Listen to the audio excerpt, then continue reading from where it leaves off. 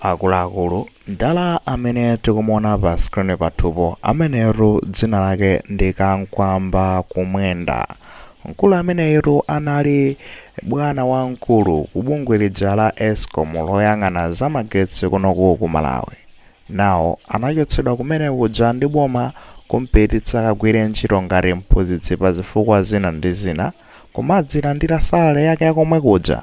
Chomwe wachita ndizani, wapezeka zonena kuti wapita ku khoti basi ndi ukasumiranso boma la Malawi akuti chifukwa chomusuntha ku Eskom ati boma lilipire nde kuti ndalama zokwana 1.1 biliyoni Malawi kwacha kumulipira makosana. Are we serious? Tifotokoze bwinobwino motere kunena kuti boma la DPP litangolowa kumene kunayamba kuchitika chipwirikiti china chake chifukwa maofesi ena ndi ena aboma munali makosana amenewo ndotino ndi masapota a MCP. Ndete kukamba za madzi ku water board kusiya basi kutuluka wina kumatseka dala bwana wamkulu chifukwa chonoti bwanayo ndi wakongeresi. Akuti aonetsere kuti boma la DPP lalowa koma nde kuti likunyula kubweranso ku Eskom magetsi basi kumangozimazima chifukwa chani bwana wamkulu kumeneko nakhala nde kuti wa MCP nde bwana wamkulu wake tukamba ndani ndi ameneyo akuti Kankwamba Kumwenda. Kaya ndizoona kaya nzabodza koma magetsi amatani amazima kumangozimazima tuchitika ndechani. Akuti aonetse kuti boma la DPP lalowa kumene koma ndeli kungonyula ari kumangonyula bolaso la MCP lija. Kutsatira zimenezizi makosana aku DPP analengalira zonota tichotseko na akuluakulu m'madepartment amenewa tikemo anthu athu kuti adzikayika nonde kuti zofuna za boma limeneli maajenda awo adzikayikidwa nde kuti patsogolo kumene kujaru makosana ngati amenewa achina Kankwamba Kumwenda amenewa anachotsedwa kumene kuja nkupezeka kuti kwayikidwa anthu a DPP magetsi basi kumangoyaka. Inde sizimalephera here and there, mapola amagetsi agwe, matransformer apeze kuti agwe, magetsi kuzima koma nde kuti nkumakozedwa osati dziko lonse kumadandaula magetsi. Nawo mkulu ameneyi chifukwa chonena kuti anali ndi contract ngati bwana wa ku Eskom amene nde kuti ikhale kwa zaka kugwira ntchito kumeneku. Nawo akuchotsedwa zinayi zovuta kuti angomuchotseratu koma nde kuti anapezeka zoti anampanga akuti secondment kumuchotsa nde kuti ku Eskom ndikamusiya kuti adzikagwira ntchito ku university ina kumene adzikaphunzitsa kumeneko malinga nkuti iyeyo kuteko ali ndi zomwenereza kukhala mphunzitsi wakukachenjede wa ku university ndi mphunzitsi mwa njira ina tinene choncho ali mapepala. Tikamakamba za university iyeyo uteko anatumizidwa kuti azikaphunzitsa kumubasi kudza kalekale kumatchedwa kuti ku polytechnic. Nawo iyeyo wapezeka zono akadandaula ku khoti komano ndizoti kuja atantumiza ku mubasi kuja kuti azikaphunzitsa kumene kuja boma lakhala likumulipira ndalama zimene iyeyo analembedwera ntchito kuti azilipiridwa komwe kuja ku Eskom. Ngati ku Eskom kuja ngati bwana wamkulu kumene kuja ngati mwina amalandira kaya ndi 5 miliyoni kaya ndi 6 miliyoni chimodzimodzinso nde kuti ukuku akalandira ndalama za ku Eskom komwe kuja ndalama zake salale yake imachoka ku Eskom osati kumubasi. Ndalama zochuluka zedi china chilichonse osasintha kungosintha malo ogwira ntchito komanso ntchitoyo.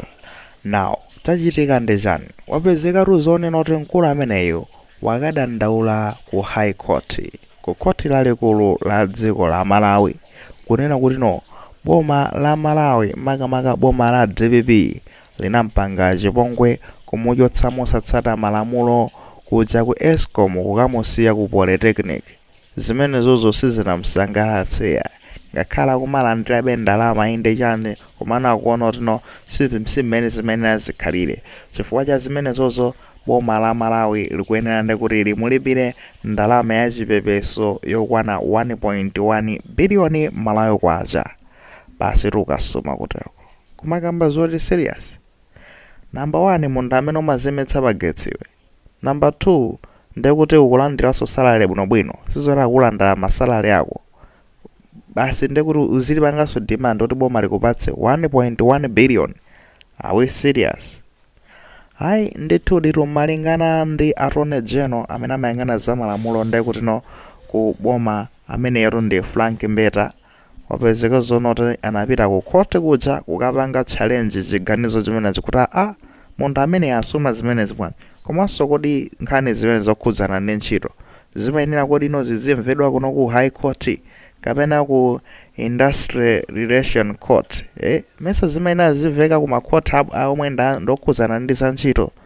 Basi ndapena apezeka zonoti kuja ku High Court ayitumizadi nkhani ija ndekuti ati kuchani ku Industrial Relation Court. Kupita ku Industrial Relation Court akuti yayi kunotu nkhani iliko kaletu mkulu uyu anadzasuma kale kunotu ndekuti kusuma ku Industrial Court kupita so ku High Court chimene afuna mkulu amene njani osangopita ku court limodzi bwana mkulu osokonezeka somo zochitika ngati amene kumadabwa zoti zinakhala bwanji sokuti akafike nkukakhala mkulu amene iyo wa Eskom zinakhala bwanji siti masuku mafunika kuzikhala anthu obalalika tukuntunda kuzikhala anthu omweno I think iwo ndozoti akuziwa zimene akuchita ende alipopo ukasume uku chomwe ukufuna ndechani kwenikweni.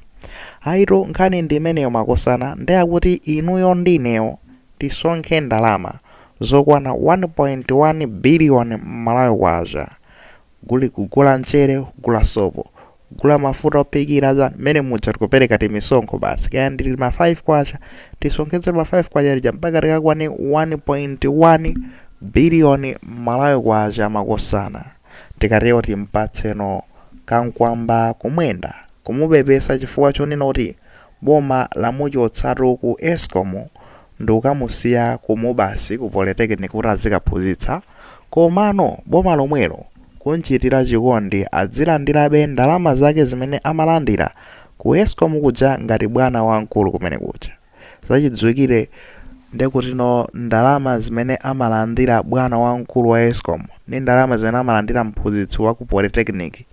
Mphunzitsi wa ku Polytechnic amalandira kandalama konyinyika kwambiri ndipo kangalowe mu ndalama za mkulu wa ku Eskom ka times koma iye ndikumakalandirabe ndalama zimenezo pamapeto pake tikamulipireso 1.1 billion Malawi kwacha makosana. Number 1 mkulu uyu ndi munthu osakonda dziko.